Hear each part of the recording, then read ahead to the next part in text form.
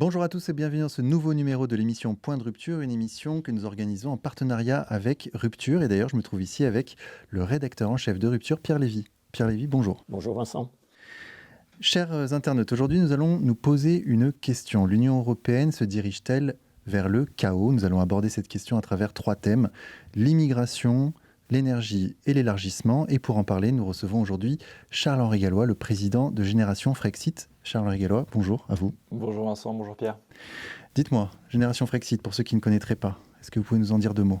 Alors très rapidement, c'est un mouvement qui a été créé le 14 juillet 2020 avec pour but, tout est dans notre slogan, c'est reprendre le contrôle. Donc pour nous, on estime que la France doit reprendre sa souveraineté sur absolument tous les pans, que ce soit énergétique, migratoire, éducation, politique, économique et sociale, monnaie. Et donc c'est à cette fin qu'on a créé ce mouvement. Alors Pierre Lévy, je me tourne vers toi. L'Union européenne se dirige-t-elle vers le chaos? Alors tout d'abord, bienvenue à nos internautes fidèles, bienvenue à nos internautes nouveaux. Peut-être peut-on d'ailleurs préciser, tu l'as fait implicitement Vincent, que notre échange aujourd'hui ne sera pas un débat contradictoire, puisque nous sommes d'accord sur beaucoup de choses, mais un échange de vues qui va éclairer un certain nombre de dossiers, et notamment cette question que nous avons choisie ensemble: l'Union européenne se dirige-t-elle vers le chaos? Alors le chaos C-H-A-O-S, on n'est pas encore complètement au chaos complet, mais des signes depuis plusieurs années montrent des bisbilles entre les 27, des querelles, des tensions, des contradictions, et ces signes se sont exacerbés dans la dernière période, dans les dernières semaines, dans les derniers mois. Nous n'aborderons pas le sujet de politique étrangère aujourd'hui, mais il se trouve qu'il y a quelques jours, il y a un Conseil européen qui s'est réuni de manière extraordinaire pour désavouer implicitement sur le dossier moyen-oriental la présidente de la Commission. Alors non pas qu'ils soient en désaccord sur le fond, mais ça donne une image un peu du bazar que ça commence à être, notamment sur les dossiers qu'on a évoqués, que tu as évoqués Vincent, et qu'on va traiter ensemble aujourd'hui. Alors il y a quand même un point de repère, si je puis dire, c'est les réunions qui ont eu lieu respectivement les 5 et 6 octobre dernier à Grenade, en Espagne.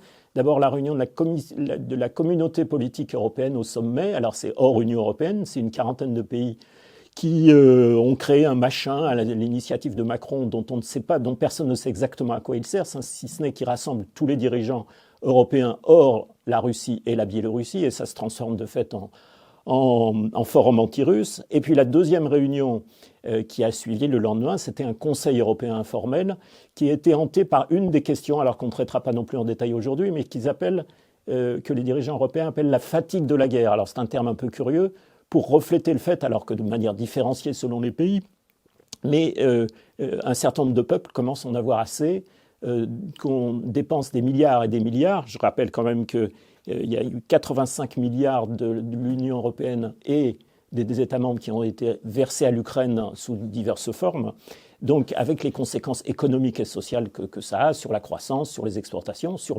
le niveau de vie, sur le pouvoir d'achat. Et donc il y a un certain nombre de signes comme ça qui évoquent. Alors il y a eu les élections en Slovaquie le 15 octobre dernier, qui ont porté au pouvoir un parti qui est accusé d'être pro-russe et qui avait fait sa campagne en disant qu'il faut arrêter les livraisons d'armes, il faut arrêter les sanctions. Donc tout ça fait que les dirigeants européens s'inquiètent. On a vu le ministre de la Défense en Italie qui disait que les populations ne nous suivent pas, en tout cas en Italie. Et puis, hors Union européenne, il y a l'épisode où les dirigeants américains, pour des raisons de politique intérieure aux États-Unis, se sont querellés et ont finalement adopté un budget provisoire en sucrant l'aide à l'Ukraine. Ce qui, évidemment, a provoqué un émoi considérable parmi les dirigeants occidentaux. Et donc, c'est dans ce contexte-là qu'on va, tous les deux, si vous le voulez bien, aborder ces 3 dossiers, en commençant peut-être par l'énergie. Mais je voudrais laisser réagir Charles-Henri sur les quelques éléments que je viens d'évoquer. Oui, effectivement, on voit qu'au niveau de la politique étrangère, ils essayent de plus en plus, et c'était l'objet du traité de Lisbonne, de donner de plus en plus de marge de manœuvre à l'Union européenne. Mais même au sein de ces marges de manœuvre existantes, l'Union européenne veut aller toujours plus loin avec une sorte de coup d'État, comme ça avait eu lieu lors de la fermeture de RT France, ou même lors du Covid, où l'Union européenne prend des prérogatives, même au niveau de la guerre en Ukraine. Ursula von der Leyen prenait des décisions d'envoi d'armes avant même de consulter les chefs d'État. Ce n'est pas du tout normalement dans ses prérogatives. Et là, on a vu récemment la même chose au niveau de la politique internationale, encore une fois, où on a vu Ursula von der Leyen qui s'est rendue en Israël et qui elle parlait comme si c'était la présidente de l'Europe. Enfin, c'était absolument lunaire. Et effectivement, même si globalement, les pays membres de l'Union européenne sont assez alignés sur la politique au Proche-Orient. Le fait est qu'elle soit allée comme ça, en coupant le sifflet au chef d'État, ça ne l'a pas plu et elle a été reprise de volée. Mais je pense que l'affaire géopolitique, il ne faut pas la sous-estimer parce que ça a un impact, et ça a notamment un impact dans un des volets qu'on va traiter, qui est celui de l'élargissement, parce que s'ils veulent aller de plus en plus vite au niveau de l'élargissement, ça n'a aucun sens d'un point de vue économique et social, même d'un point de vue des prétendues valeurs européennes qu'ils disent défendre, mais ça a au contraire un intérêt éminent au niveau géostratégique, et d'ailleurs ça avait été la même chose pour l'élargissement à l'Est de 2004-2007. Donc là on est en plein dans ce cadre-là. Absolument. Et on va parler dans quelques minutes de l'élargissement, mais peut-être pour ceux qui ne sont pas des fanatiques de l'intégration européenne, ces perspectives d'élargissement peuvent porter en germe les possibilités d'éclatement de l'Union européenne, tellement les contradictions sont fortes. Alors, à propos de contradictions, puisqu'on a évoqué trois dossiers sur lesquels les dirigeants européens, les 27, se querellent, alors pas depuis hier, ça date d'il y a quelques années, mais ça s'exacerbe. Donc, il y a ce fameux dossier de l'énergie, alors qui est un dossier qui est techniquement complexe, mais qui n'est pas abstrait, puisque ça détermine notamment nos notes d'électricité, le prix auquel on paye l'essence, etc. Alors, je rappelle que, non pas la guerre en Ukraine, mais bien les sanctions prises par les dirigeants européens ont perturbé gravement les prix de l'énergie et de l'électricité en particulier. Je répète bien, c'est les sanctions, c'est-à-dire la volonté de se priver d'acheter de l'énergie aux Russes qui continuaient à accepter d'en livrer s'il n'y avait pas eu ces sanctions. Donc ça a abouti à une hausse considérable des prix, notamment de l'électricité. Et il y avait deux autres facteurs qui contribuaient à cette hausse. D'une part, le paquet vert de la Commission, qui voulait délibérément renchérir le prix de l'énergie pour soi-disant sauver la planète. Et puis le troisième élément, c'est le mécanisme des marchés eux-mêmes. Alors, c'est là que c'est un petit peu complexe. L'idée, et ce sur quoi ils se querellent, on va y venir dans un instant, c'est pour essayer de tempérer les mécanismes de marché. Non pas pour les supprimer, mais de les tempérer parce qu'ils ont abouti à des situations totalement aberrantes, puisque dans la logique de marché pur... Alors, il faut d'abord distinguer deux choses, et ensuite, je laisserai la parole, mais il faut d'abord distinguer deux choses. Il y a les interconnexions physiques des ligues électriques, et l'importation-exportation entre pays voisins, qui est une chose tout à fait naturelle et qui n'avait pas attendu l'Union européenne pour exister. Et puis il y a les mécanismes, le modèle économique, les mécanismes de marché qui sont liés à l'intégration du marché de l'électricité et qui là ont abouti à faire exploser les prix et à contraindre les gouvernements à subventionner un certain nombre de choses pour ne pas avoir des gilets jaunes un peu partout. Et donc, les mécanismes étaient intenables. En gros, on alignait le prix de l'électricité sur la centrale de production dans l'ordre des moins chers, la plus chère. Et c'est en quelque sorte les centrales au gaz qui étaient progressivement dans l'ordre de mérite, celles qui donnaient le ton, en quelque sorte. Et comme le prix du gaz a explosé, ça a fait exploser le prix de l'électricité. Et donc les conséquences en France, on les connaît. Les dirigeants européens ont donc réfléchi à une réforme du marché de l'électricité, encore une fois pour tempérer ces mécanismes de marché, et ont proposé, enfin c'est la Commission qui a proposé en mars dernier, une réforme qui vise à mettre en place, mais peut-être vous allez y revenir, des contrats pour différence, c'est-à-dire des termes qui font que quand le prix de l'électricité augmente considérablement, on reverse, les producteurs reversent le trop perçu en quelque sorte par rapport à leurs profits aux États, et à l'inverse, si le prix baisse, les États subventionnent ça. Et donc toute la question, et je m'en tiens là pour ce point, toute la question était de savoir s'il fallait inclure le nucléaire dans ces mécanismes de températion, si j'ose dire, du marché. Le nucléaire, dont la France tire 70% de son énergie et contre lequel se battent notamment et en particulier les Allemands. Et compte tenu du fait que les installations sont amorties, les coûts de production de l'énergie nucléaire sont faibles, et les Allemands disaient craindre que les industries en France ne profitent d'un tarif préférentiel si on aboutit à subventionner les installations existantes. Je vous laisse peut-être la parole pour compléter et donner les enjeux. Juste une précision sur le calcul, parce que quand on parle de marché de l'électricité, on dit normalement marché européen de l'électricité. Moi, j'aime pas ce terme parce qu'en réalité, c'est le marché de l'électricité de l'Union européenne. Et en fait, il y a deux dimensions là-dedans.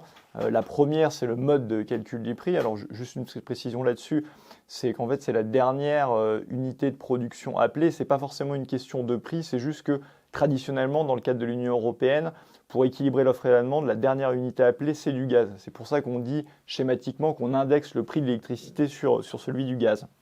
Et le deuxième volet, c'est la mise en concurrence totale. C'est pour ça qu'avant, il y avait un producteur et un distributeur qui était EDF, et que par le truchement de l'Union européenne, on a voulu, alors le producteur reste de manière écrasante encore EDF, mais on a voulu éclater ça en amenant de manière artificielle d'autres distributeurs pour créer une concurrence. Il y a des distributeurs, pas des producteurs. Voilà, des distributeurs. Alors, il y en a quelques-uns qui produisent un peu, Total Energy et quelques éléments, mais de manière écrasante, c'est EDF. Et quand on regarde en fait tout ça, le problème du mode de calcul des prix, en réalité, il existait même avant cette crise énergétique. Parce que si on prend le prix, par exemple, du tarif réglementé payé par les Français, entre 2007 et 2021, il a doublé. Donc il y avait bien un problème lié à ce mode de calcul des prix. Parce que si on réfléchissait rationnellement, hors de ce mode de calcul, on pourrait se dire on va se baser sur le coût de production réel de l'énergie avec effectivement une petite marge, parce qu'il faut une marge ne serait-ce que pour que EDF puisse investir, mais on pourrait réfléchir comme ça. Et évidemment, le coût de production ne serait pas le même selon le mix électrique des pays. Il faut savoir que la France, plus de 70% de l'électricité est produite par l'énergie nucléaire qui est justement bon marché. En Allemagne, ce n'est pas du tout le cas. Il y a évidemment de l'éolien et du solaire, mais comme ils sont intermittents, il y a un recours massif au charbon et au gaz. D'où la problématique lorsqu'il y avait le gaz russe. Et évidemment, quand ils ont fait ce marché-là, les Allemands ont voulu tirer les marrons du feu. Les dirigeants allemands, et là-dessus la commission d'enquête parlementaire qui a été faite est éclairante. 3 anciens PDG d'EDF, il y avait notamment Proglio et Jean-Bernard Lévy, les 2 derniers, expliquent très clairement que l'Allemagne, en réalité, a tout fait dans le cadre de ce marché pour torpiller EDF parce qu'ils craignaient qu'il y ait une distorsion de concurrence, c'est-à-dire que le prix de l'électricité en France soit beaucoup moins cher qu'en Allemagne, et donc que les industries, plutôt que d'aller en Allemagne, aillent en France. Et ça a toujours été la crainte des Allemands qui ont tout fait pour torpiller EDF. Et quand ils ont construit ce marché, qu'est-ce qu'ils ont voulu faire ? Ils n'ont pas voulu que le prix reflète les coûts de production de chaque pays, ils ont voulu qu'il reflète justement un coût de production qui soit celui du gaz, qui est en fait le coût de l'Allemagne. Et donc c'est pour ça qu'on est dans ce marché qui est complètement dingue, qui ne fonctionne pas et dont on a vu les tarifs qui ont explosé, ce qui a amené les États à amener des aides du bouclier tarifaire. Mais quand on y réfléchit, c'est complètement dingue. C'est-à-dire qu'on va financer par la dette des aides pour un prix qui est complètement fictif, qui est lié à ce marché. Donc c'est un truc qui est... Où va la différence entre le coût réel et le prix établi par le marché ? Alors il va théoriquement dans la poche des distributeurs.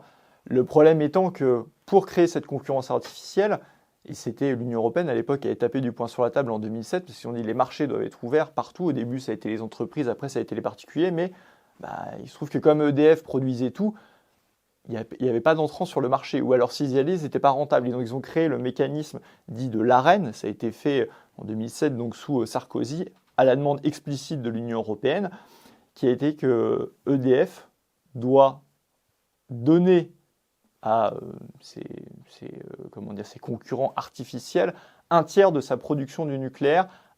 Au début, c'était 40, c'est passé à 42 € le mégawattheure. Un prix très bas. Un prix très très bas.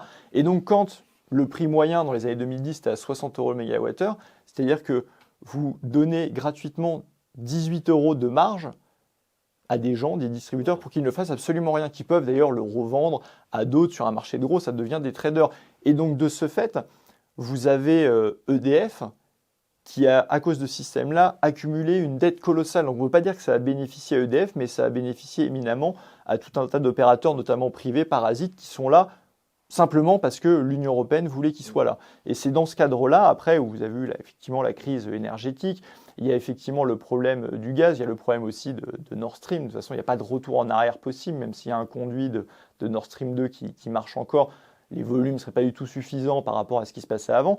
Et donc, dans ce cadre-là, c'est là où on arrive à cette réforme qui est quand même demandée depuis 2 ans par le gouvernement, qui n'a rien fait, hormis ce bouclier tarifaire, qui est de la dette additionnelle, et hormis tout un tas de commerces en fait, qui font faillite qui ne sont pas couverts par le bouclier tarifaire et qui font faillite à cause de ce marché de l'Union européenne de l'électricité. Alors, vous avez raison de souligner que le problème est bien antérieur à la crise énergétique de l'année dernière et d'il y a 2 ans.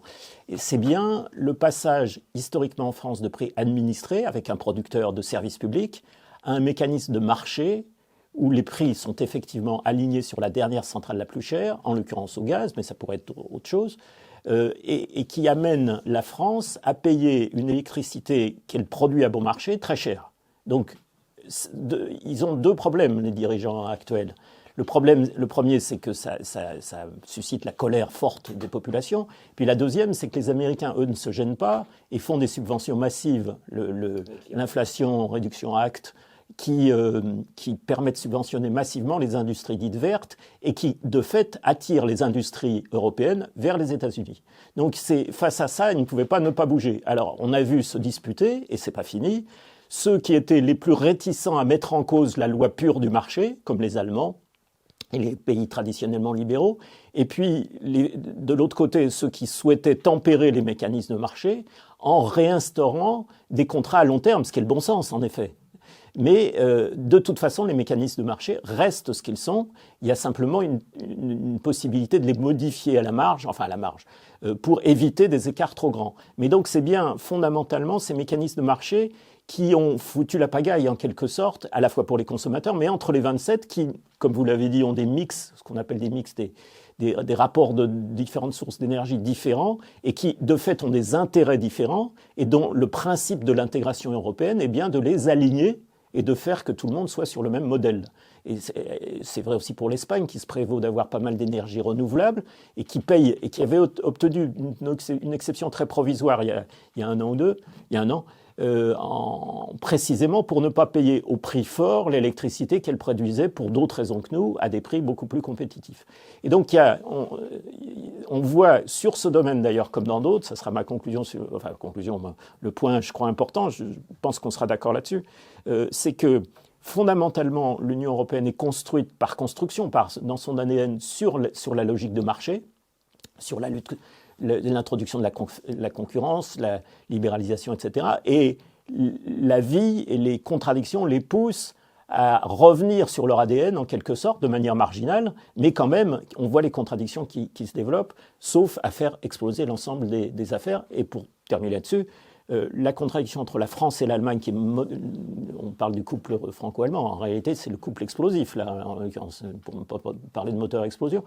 La divergence entre la France et l'Allemagne, c'est qu'effectivement, sur le nucléaire, fallait-il subventionner directement ou indirectement les industries, y compris nucléaires. Les Allemands étaient contre, pour les raisons que vous avez expliquées, les Français étaient pour, et le résultat n'est pas encore défini, puisque l'accord qui a été obtenu le 17 octobre entre les 27 doit maintenant être soumis au Parlement européen et continuer son cheminement dans les tuyaux européens sans qu'on sache exactement où on va atterrir. Mais en tout état de cause, on sait que le principe de l'Union européenne, c'est de mettre tout le monde à la même enseigne, et c'est ça qui pose problème. Oui, enfin, quand on parle effectivement de couple franco-allemand, moi je le dis souvent, c'est-à-dire que c'est une notion qui n'existe pas en Allemagne, on n'en parle qu'en France où on en fait des tonnes, et moi je dis que s'il y a un couple franco-allemand, c'est un couple sadomaso et c'est Berlin qui tient le fouet en réalité, parce qu'on voit qu'à chaque fois, le but de l'Allemagne, et on le voit notamment sur l'énergie et sur EDF, c'est de torpiller la France. Et la France est là, couple franco-allemand. Mais quand on prend encore ce dossier, c'est la même chose, et vous l'avez dit très justement, la France a crié victoire, on a fait des tonnes au niveau de la communication, on a l'impression que c'est plus l'image de la communication qui compte que la réalité des faits. Et qu'est-ce qui se passe dans cette réforme ? Le mode de calcul, qui est celui du marché et qui indexe le prix sur le gaz, ne change absolument pas. La nouveauté, c'est ces contrats à terme qui va permettre pour les producteurs d'avoir un prix assuré et donc qui couvre le nucléaire, donc qui ne gênera pas en soi au niveau du prix pour relancer les centrales nucléaires. Pour ce qui est de la directive qui vient d'être votée avec 42,5% d'énergie renouvelable, là ça va peut-être un peu plus gêner pour investir dans le nucléaire, mais c'est encore un autre sujet. Il y a ça, mais en fait, pour les consommateurs, ça ne va être, comme le prix de marché reste le même, qu'un lissage des prix à la hausse. C'est-à-dire que plutôt que de payer directement la hausse, vous la paierez plus tard. Exactement comme ce qui a été fait avec le bouclier tarifaire. De telle sorte qu'on ne retourne pas du tout à un prix national basé sur les coûts de production. le consommateur ne va pas du tout voir de baisse de sa facture d'électricité. Et ça, il faut qu'ils en soient conscients, parce que si on écoute Agnès Pannier-Runacher, on a l'impression que c'est formidable, que ça va baisser. Non, ça ne va rien baisser du tout. Et donc, en fait, le problème est toujours le même. La solution, on la connaît. Il faudrait, et ça n'empêche pas du tout les interconnexions, comme vous l'avez dit. J'avais un débat, c'était sur CNews avant la présidentielle, il y avait Igego qui était là, vous vous rendez compte, si on sort du marché de l'Union européenne, les interconnexions, ça n'a absolument rien à voir. La Suisse est interconnectée avec les autres pays, elle n'est pas dans le système de mode de calcul de prix du marché de l'électricité de l'Union européenne. En fait, on pourrait très bien, il y a deux dimensions. Quand je dis sortir du marché de l'Union européenne de l'électricité, ça serait à la fois retrouver un monopole public et EDF.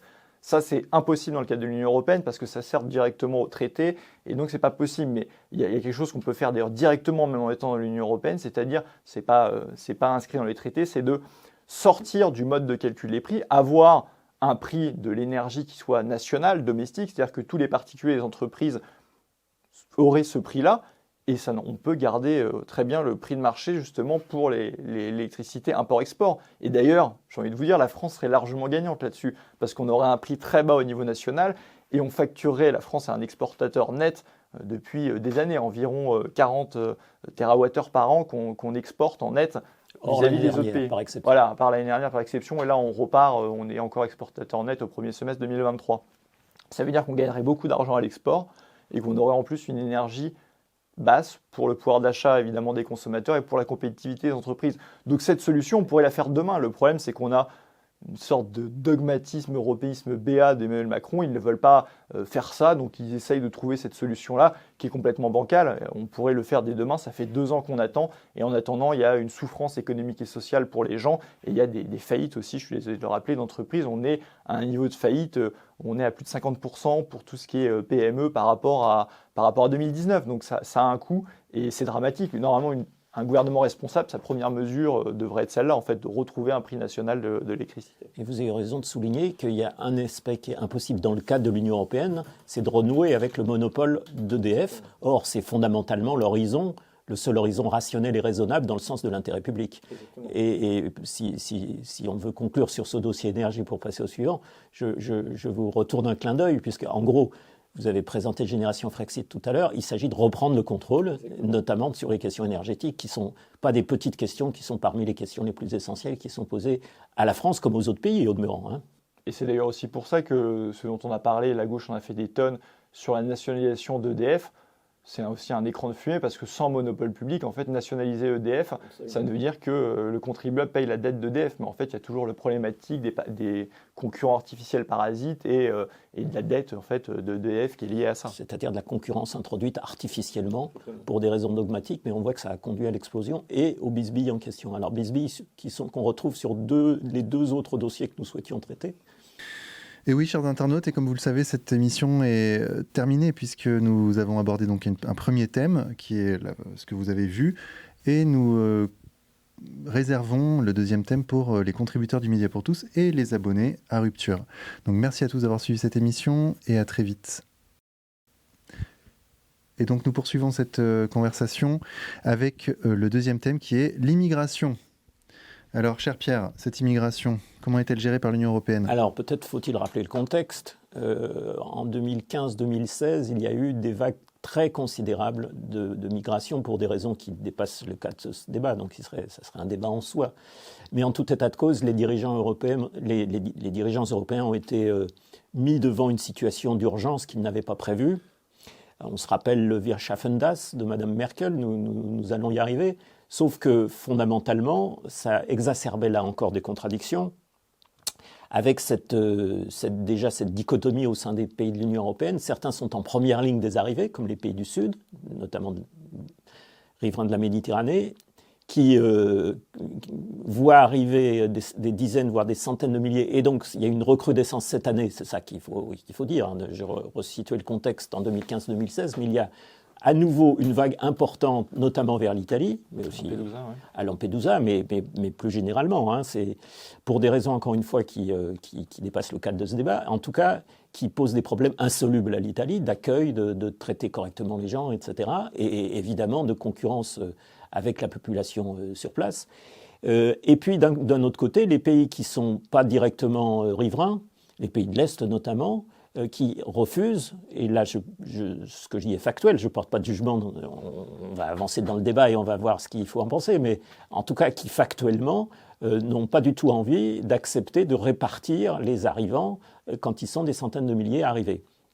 Et alors, il y a une chose sur laquelle je voulais insister, c'est que les dirigeants européens, tous, à des degrés divers, sont pris dans une contradiction. D'un côté, les entreprises et les grandes entreprises, le patronat est très demandeur de main-d'œuvre supplémentaire pour une raison aussi vieille, qui a 2 siècles d'existence, c'est que plus il y a de monde sur le marché du travail, plus la concurrence au sein de ce marché du travail est importante, et plus ça fait baisser le prix du travail. Et donc fondamentalement, alors c'était vrai aussi pour les retraites, laisser plus de gens au travail, ça fait baisser le prix du travail. Là, c'est fondamentalement, ils comptent sur l'immigration pour... Alors, eux, évidemment, mettent en avant le fait, des raisons démographiques, on ne va pas y arriver, etc. Et puis, bon.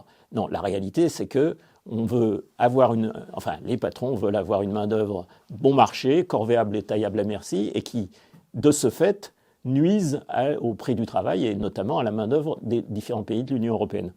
Et puis, ça, c'est une branche de la contradiction.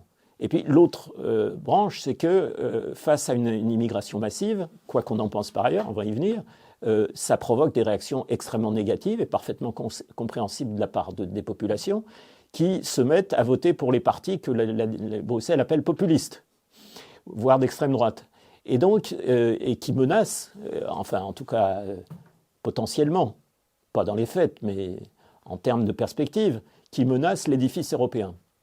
Et donc, entre d'un côté le fait, pour des raisons économiques et sociales, de faire baisser le prix du travail, et de l'autre côté, la menace de voir un certain nombre de populistes, je mets ce mot entre guillemets, arriver en force dans un certain nombre de pays, les dirigeants européens sont coincés en quelque sorte.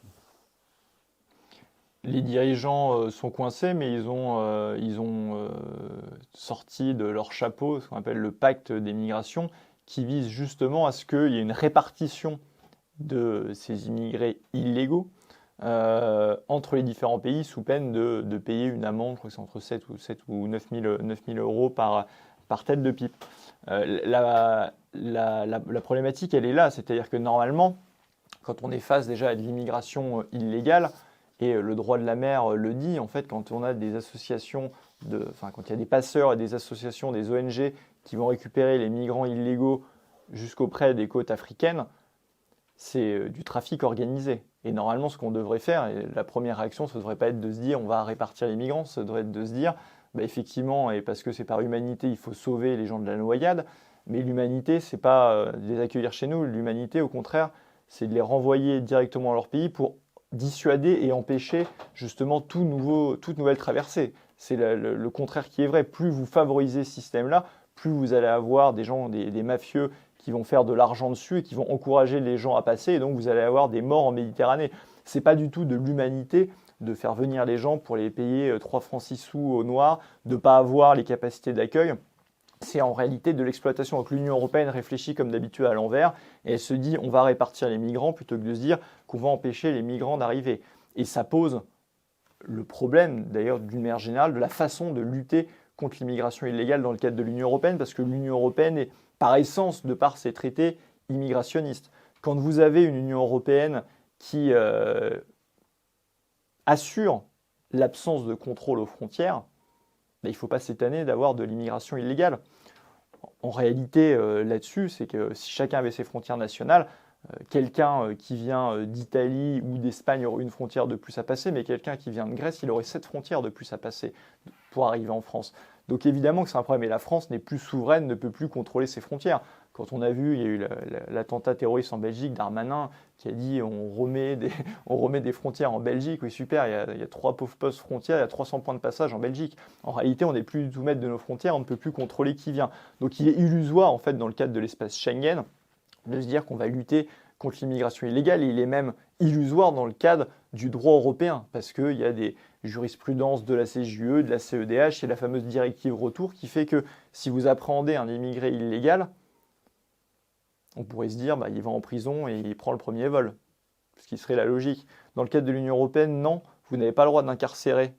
Il n'y a plus de délit d'immigration illégale, vous n'avez pas le droit d'incarcérer, et en plus de ça, le départ doit être volontaire. c'est pour ça qu'en fait, il n'y a aucun débouté d'asile qui part. Le départ doit être volontaire, donc en fait, ils restent tous. Alors peut-être qu'il faut revenir aux sources des migrations. Il y a deux grandes causes qu'on peut analyser, c'est la misère et les guerres. Alors les guerres, si on prend tous les exemples récents, il y a une responsabilité écrasante des dirigeants occidentaux, que ce soit dans le Moyen-Orient, que ce soit en Afghanistan, etc. Donc, voire en Afrique. Et puis la misère, elle est d'une manière ou d'une autre dans le tiers-monde, ce qu'on appelle maintenant les pays en développement. Elle est issue d'une situation coloniale ou post-coloniale dans laquelle les pillages des pays d'Afrique, par exemple, ont causé le maintien dans un état de sous-développement d'un certain nombre de pays. Donc je crois qu'il faut souligner ça. Et quand je parle de pillage, je parle des pillages de richesses naturelles qui ont appauvri au bénéfice des grandes sociétés qui en font du commerce.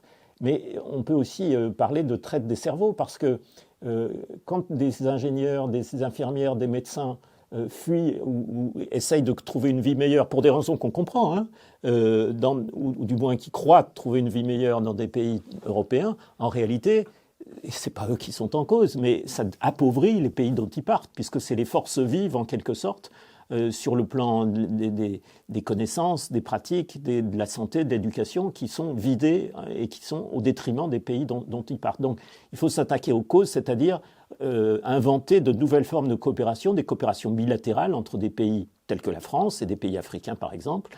Je crois que c'est ça fondamentalement, même si ça ne peut pas se faire en une journée, mais c'est ça fondamentalement le sujet. Et alors, vous avez eu raison de faire allusion à ce pacte, je cite le terme exact, pacte pour l'asile et la migration, qui a été proposé en 2020 par la Commission européenne, qui n'a pas recueilli du tout de consensus, puisque pour les raisons que je rappelais, les différents pays ont des intérêts différents, en tout cas se voient des intérêts différents. 2020, donc on est en 2023, il y a eu en effet tout récemment un accord des 27 sur des points qui étaient litigieux, alors notamment que faire des réfugiés qui arrivent et dont on s'est entendu maintenant qu'on peut faire des camps de rétention, et donc il y avait des divergences là-dessus qui cachaient en fait une certaine hypocrisie. Et puis il y avait en effet ce mécanisme qui consiste à faire des transferts financiers pour les pays qui ne souhaiteraient pas accueillir. Bon. Là encore, le processus n'est pas à son terme, puisqu'il faut qu'il y ait tout un tuyau européen avec le Parlement européen, etc. Mais fondamentalement, je vous rejoins dans l'idée qu'on ne résoudra pas ce problème tant qu'on ne s'attaque pas aux causes. Et les causes, fondamentalement, l'Union européenne et un certain nombre de pays européens en portent des lourdes responsabilités, à la fois dans les guerres et dans la misère qui pousse les gens hors de leur pays, car personne n'immigre pour le plaisir. Alors je serais plus nuancé là-dessus, c'est-à-dire que oui, moi de toute façon je suis contre l'ingérence et je pense que tout ce qui a été Libye, Syrie était une erreur énorme. Je pense aussi que ça n'a rien d'humain, encore une fois, de piller les forces vives de ces pays-là.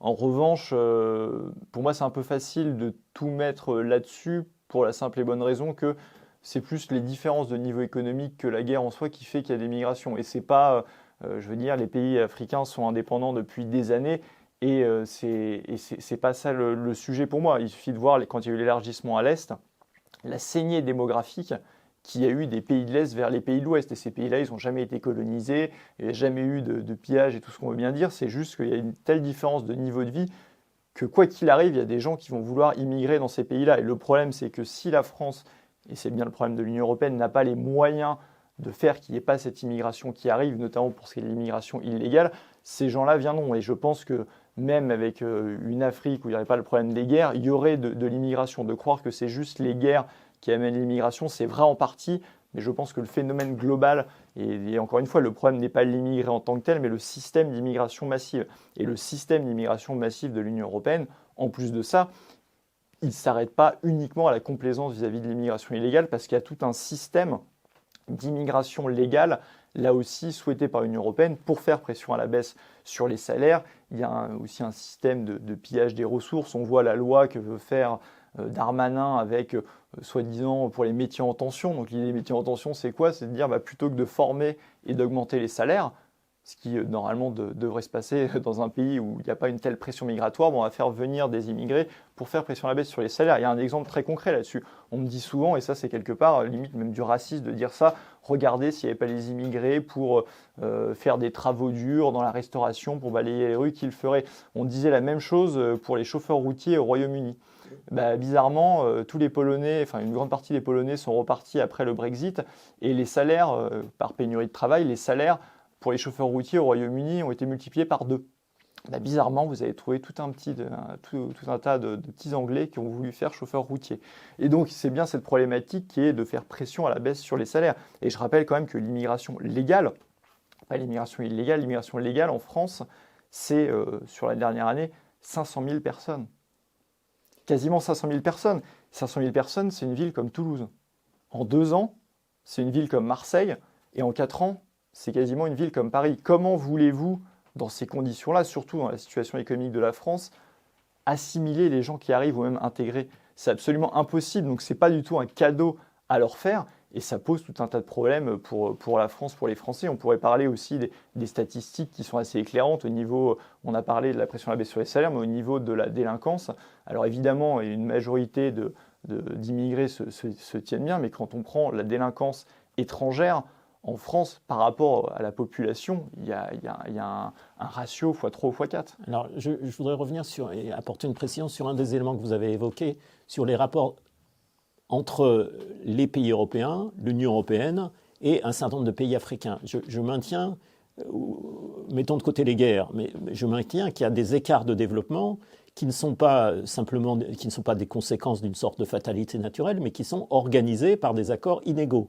L'Union européenne, alors les accords sont un peu caducs maintenant, mais avait conclu avec les pays qu'on appelle ACP, Asie, Caraïbes, Pacifique, les accords de Lomé puis de Cotonou, et qui instauraient des inégalités, en fait, des échanges inégaux sur tout un certain nombre de plans, ce serait peut-être l'objet d'un débat à voir, qui ont maintenu ces pays, et d'ailleurs c'est pour ça qu'ils tombent en désuétude, c'est qu'on n'arrive plus à trouver des pays africains qui acceptent les conditions qui leur ont été faites, mais qui ont contribué au mauvais développement de ces pays et qui sont quand même une cause majeure pour l'immigration.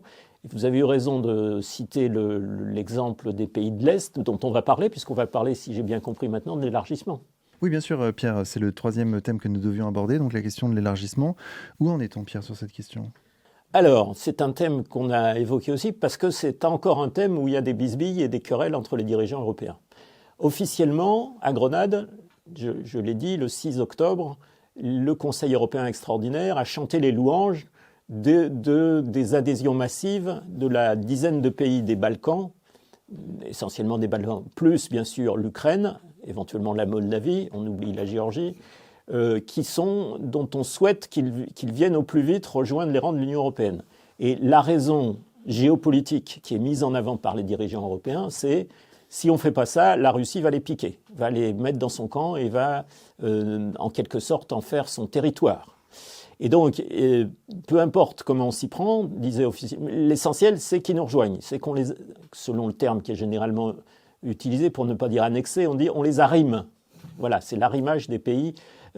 Sauf que une fois que le principe a été unanimement salué, on passe aux modalités et là ça se complique.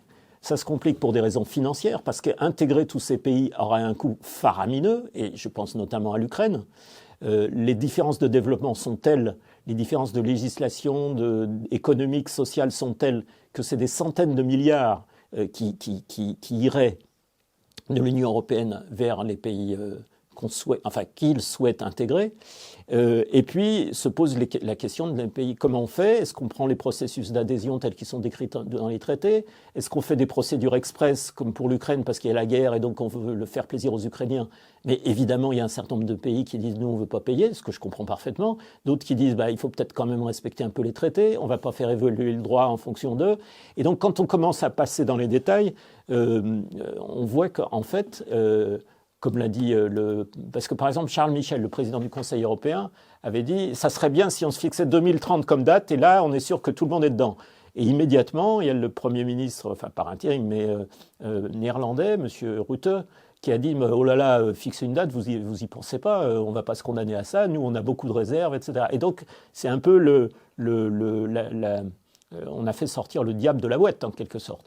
Et donc, moi, j'insiste là-dessus. Je pense que s'ils arrivaient à trouver des manières d'intégrer ces pays, je pense que ça serait un facteur explosif compte tenu des différences considérables de développement et aussi des différences Alors, ensuite, on retrouve le débat, faut-il élargir d'abord ou faut-il approfondir d'abord? Ça, c'est les débats que les gens qui suivent l'Union européenne connaissent depuis 30 ans. C'est des choses compliquées pour dire, est-ce qu'on réforme les institutions européennes avant pour faire de la place? Parce que prendre des décisions à l'unanimité dans les quelques domaines où elles restent, ça va être impossible, a dit Macron, et on disait d'autres. D'autres disaient non, il faut intégrer avec les structures actuelles, on verra plus tard. Et donc tout ça fait un bazar pas possible et rien n'est réglé de ce point de vue-là. Rien n'est réglé. Et après, moi, je pense qu'il y a deux phénomènes en fait là-dessus. Il y a effectivement la dimension géopolitique, dont on a parlé au départ, avec le parrain américain qui veut à tout prix que ces pays rentrent pour éviter qu'ils soient dans le giron russe. Absolument. Et il y a quand même une dimension propre à l'Union européenne, qui est le traumatisme du Brexit. Et depuis, on a une sorte de fuite en avant où il faut agrandir. On va dire, il y en a un qui est parti, mais regardez, on s'agrandit. Donc il y a une sorte de fuite en avant perpétuelle. Et effectivement, le délai, ça dépend. Les Pays-Bas peuvent dire non, mais comme l'Allemagne, des fois, pouvait dire non. Si le parrain américain met une grosse pression, comme ça avait été le cas de Bush à l'entrée des pays de l'Est au tout début des années 2000, Bush avait mis la pression. 2004-2007, ils sont rentrés. Donc, même si le processus, je suis d'accord, a été plus long, moi, je n'exclus pas en fait qu'ils aillent comme des dingues dans cette fuite en avant. Et ça va coûter très cher. D'ailleurs, le Financial Times a chiffré ça. Ils ont dit que l'intégration de l'Ukraine sur 7 ans, 186 milliards d'euros. Si on ajoute les 6 pays des Balkans occidentaux, la Géorgie et la Moldavie, c'est 267 milliards d'euros sur 7 ans. Ça veut dire que c'est au niveau de l'Union européenne 45 milliards d'euros en plus quand même par an. Et la France qui paye 17,4%, ça va donner un peu plus de 6 milliards d'euros en plus à payer. Donc vous vous rendez compte de l'argent complètement dingue. Et ça ne s'arrête pas au coût budgétaire. Parce que derrière, il y a tout un tas, comme on appelle ça en économie, d'externalités négatives, avec à la fois, vous allez avoir des délocalisations, comme ça avait été le cas vers les pays de l'Est, parce que vous avez une main-d'œuvre qui est beaucoup moins chère. Je rappelle quand même que 55% de délocalisations sont au sein même de l'Union européenne et bien souvent vers les pays de l'Est, parce que les salaires sont moins chers. Vous allez avoir aussi un phénomène migratoire. Il y a eu une saignée démographique des pays de l'Est vers l'Ouest. Ça sera la même chose avec ces pays-là. Donc là aussi, pression à la baisse sur les salaires en interne. Et il y a quand même aussi une dimension de trafic et de délinquance. Je veux dire, quand on parle de pays comme l'Albanie ou le Kosovo, c'est des pays avec des mafias, des mariages forcés, une délinquance, des gangs organisés. Ça veut dire qu'à terme, vous faites rentrer en libre circulation ces gens-là au sein même de l'Union européenne. Donc les externalités négatives, au-delà même du coût, le coût économique, social, le coût sécuritaire serait dramatique. On va revenir sur les externalités négatives ensuite, mais je vais revenir sur ce que vous avez dit en termes de coûts financiers. Le paradoxe de l'affaire, c'est que ça va se faire prioritairement, ça sera au détriment de tous les pays actuels, mais prioritairement au détriment de ceux qui sont aujourd'hui des gens qui reçoivent en net les subventions européennes, parce que n'étant plus les pays les plus pauvres, ils vont devenir des contributeurs nets, des pays comme la Pologne, des pays comme la Hongrie, etc., vont se voir imposer de verser plus à l'Union européenne qu'ils n'en reçoivent, ce qui était la situation différente, ce qui est le contraire jusqu'à présent. Oui, la Pologne reçoit à peu près 12 milliards d'euros en net par an de l'Union européenne, et un pays comme l'Espagne, qui a quasiment à l'équilibre, passerait effectivement largement contributeur net avec l'entrée de ces pays-là. Voilà, donc on est dans une fois, alors que, au-delà des soubresauts électoraux récents, la Pologne était l'un des pays qui insistait le plus pour une entrée rapide de l'Ukraine. On s'aperçoit qu'en réalité, la Pologne serait un des pays qui, du point de vue financier, aurait le moins d'intérêt, enfin serait le plus touché par cet élargissement. J'attire d'ailleurs l'attention sur le terme d'élargissement, qui renvoie au fait qu'il y aurait un noyau et qu'il y aurait des pays qui tournent autour, en quelque sorte, si on prend ça. Et d'ailleurs, ça a fait naître dans l'Union européenne, parmi les dirigeants, le débat sur les cercles concentriques, c'est-à-dire sur en fait un noyau dur de pays européens, et puis ensuite ceux qui ont l'euro, et puis ensuite ceux qui ont Schengen, et puis ensuite les autres, etc. Et ça, c'est un nouveau sujet de discorde, parce qu'il n'y a aucun pays qui ne souhaite être intégré en classe C ou en classe D. Tout le monde veut être égal, c'était le principe théorique de l'Union européenne. Donc, mais en même temps, ça ne peut pas marcher si tout le monde est sur le même plan. Donc ils sont pris dans des contradictions qui me font dire que les futures adhésions n'auront pas lieu, c'est une prédiction que je fais, on verra ce que l'avenir dira, mais en tout état de cause qui suscite des contradictions, encore une fois, sur ce terrain, avec d'autres terrains, mais c'en est un, et ce n'est pas des moindres, puisqu'il y a effectivement les questions géopolitiques qui viennent. Mais on peut revenir d'un mot sur les externalités négatives, si vous aviez... Non, je suis fondamentalement d'accord. Moi, j'ai un autre point de vue. Si les États-Unis poussent encore plus et que par servilité, les pays européens acceptent cet élargissement, ça peut être justement un des facteurs additionnels qui amènerait un éclatement de l'Union européenne, parce que c'était déjà peu soutenable actuellement. Si on rajoute des facteurs d'instabilité, ça ne peut que dériver. Les partisans les plus fanatiques de l'intégration européenne voient l'élargissement d'un mauvais œil, parce qu'ils savent bien que c'est un facteur de déstabilisation. Non, c'est une vraie contradiction pour eux. J'ajoute que chaque adhésion nouvelle doit être adoptée à l'unanimité des pays. Et on voit bien qu'aujourd'hui, sur un certain nombre de questions, dont l'immigration, dont le rapport avec la Russie, dont on n'a pas parlé, ça sera une autre émission, dont l'écologie aussi, l'environnement, on voit bien qu'un certain nombre de pays ruent dans les brancards. Je citais en introduction de cette émission les élections en Slovaquie. Alors on pourrait dire les élections en Pologne. Les élections en Pologne ont été fêtées par les dirigeants européens parce que l'opposition dite pro-européenne a gagné. En réalité, personne, malheureusement, ne suggérait en Pologne de sortir de l'Union européenne. Et c'est un peu une contradiction, parce que les Polonais étaient quand même, au-delà des variations d'un jour sur l'autre, étaient quand même les plus fervents défenseurs de l'Ukraine. Dans d'autres domaines, par exemple, je parlais de la Slovaquie, M. Fico, le nouveau Premier ministre, social-démocrate stigmatisé comme pro-russe, a déjà dit, par exemple, sur l'immigration, ça serait sans lui, c'est-à-dire qu'il bloquerait. Et sur les questions de coûts et d'élargissement, je pense qu'on va vers des situations de blocage, et les dirigeants européens, certes, ne manquent pas d'imagination quand il s'agit de contourner leur propre texte, mais il y a des limites à l'exercice, surtout quand, de plus en plus, on sent qu'au sein des peuples, sur des dossiers différents, des colères montent. Pour conclure, Charles Gallois, vers où se dirige-t-on ? Vers où se dirige-t-on ? On voit de toute façon qu'on prenne élargissement, immigration ou énergie. Enfin, immigration-énergie, c'est quand même parmi les plus grands défis de la France et même plus globalement de l'Europe pour ce siècle, qu'en réalité l'Union européenne est un obstacle.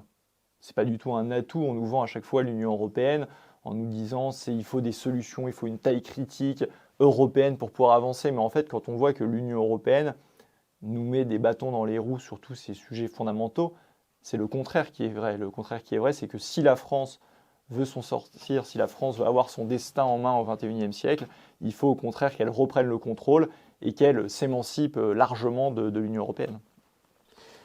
Juste peut-être un dernier mot, puisque nous avons énuméré un certain nombre de dossiers explosifs. Il y en a un qu'il faut peut-être citer en conclusion, je pense sur lequel on sera d'accord, c'est l'avenir du pacte de stabilité. Et c'est un pacte qui existe parce que c'est la seule manière de faire tenir l'euro pour qu'il n'explose pas. Sauf que les opinions des uns et des autres sont extrêmement divergentes et différentes. Il y a d'autres dossiers, comme le rapport avec la Russie, mais celui-là, d'ici la fin de l'année, la suspension du pacte de stabilité sera finie, c'est-à-dire qu'il l'avait suspendu provisoirement pendant la période Covid et post-Covid. Et s'il n'y a pas d'accord, le pacte de stabilité à l'ancienne, si je puis dire, reprend complètement sa vigueur. Et on sait qu'un certain nombre de gouvernements, la France et l'Allemagne en particulier, sont sur des positions opposées. Et donc je vous rejoins en disant que le moins qu'on puisse dire, c'est que ça promet, si je puis dire, dans les prochains mois, dans les prochaines années. Et on aura l'occasion avec nos internautes de revenir sur chacun de ces dossiers. Mais les risques, enfin les facteurs d'explosion, et on ne s'en fâchera pas, sont nombreux. Pierre Lévy, merci. Charles Gallois, merci beaucoup d'avoir accepté notre invitation. Et puis merci à tous d'avoir suivi cette émission. N'hésitez pas à la partager, à la commenter, à la liker. Et à très bientôt pour un nouveau numéro de Point de rupture.